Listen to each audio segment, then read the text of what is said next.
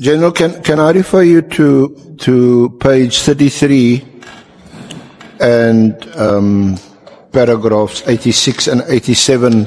Page 33? Yeah, and paragraph 86 in particular of your statement, your sworn statement.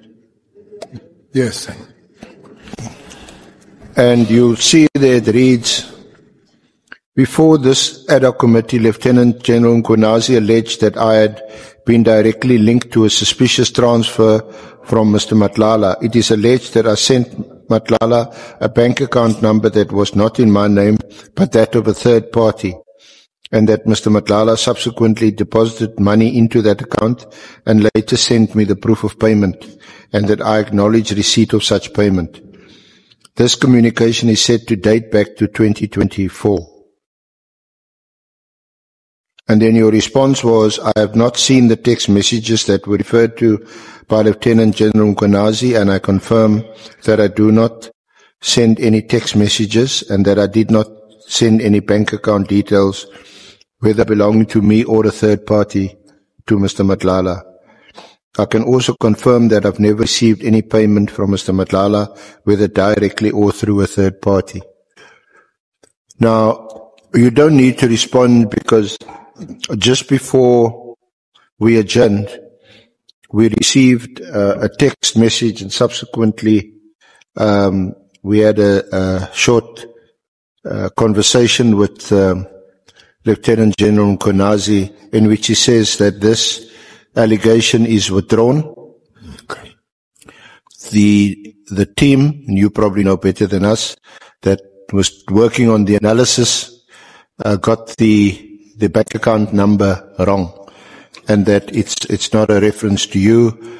So the allegation is withdrawn with due apologies from Lieutenant General Mkhwanazi for any inconvenience or hurt caused. Okay. Chairperson, I think that concludes our session. Okay. I'm seeing two hands there, Honorable Malema and Honorable Sangon. No, Chair.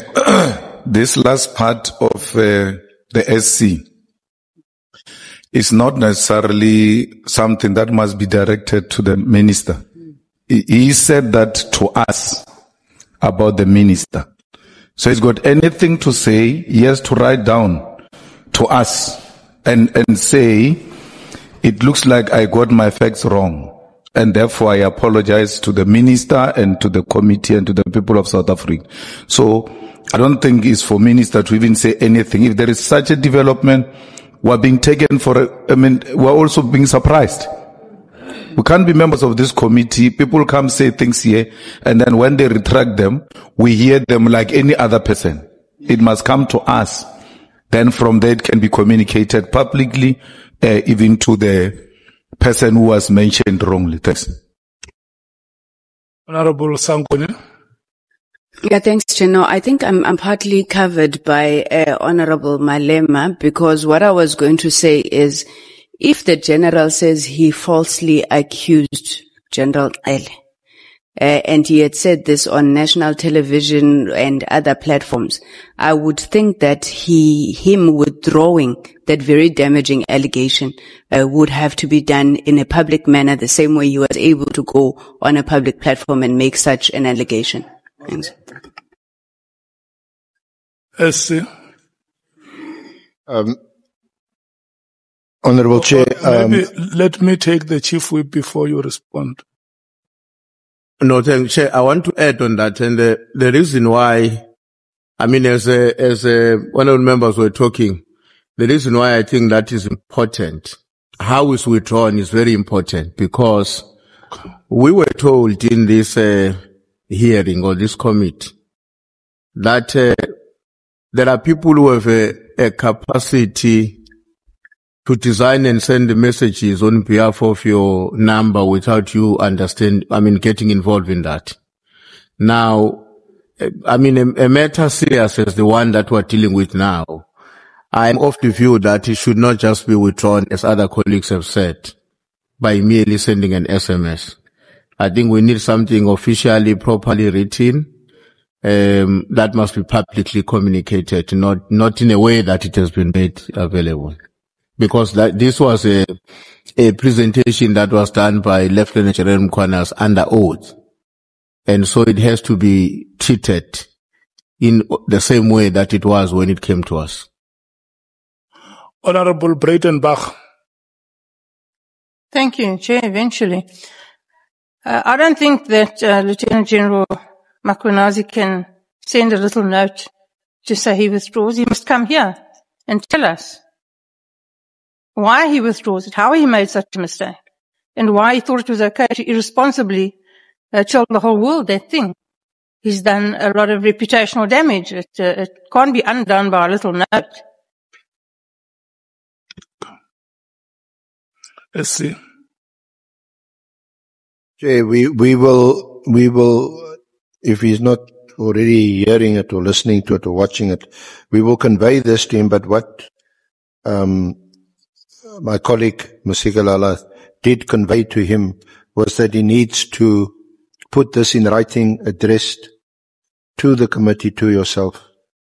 The reason why I raised it now is before the honourable members had an opportunity of asking him questions, perhaps in relation to that part, when we sit here with a message that it's withdrawn. And the other reason is before General Cele's statement is sent out to the media, and even further damage may be caused. But in terms of the formalities, he's been made aware of it, and we will follow that up. Thank you. Yeah. No, I think that is carried. What will happen is that the members must not ask General Cele about that matter.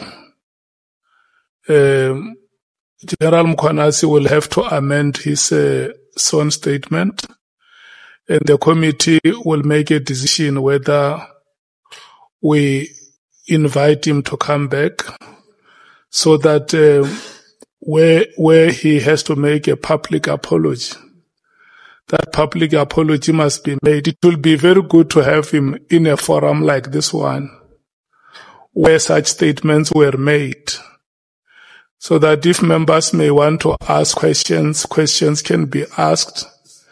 And if he has to be directed to apologize, he's accordingly directed, and that apology is served on General Cele and South Africans as a whole. I wanted to give you 40 minutes.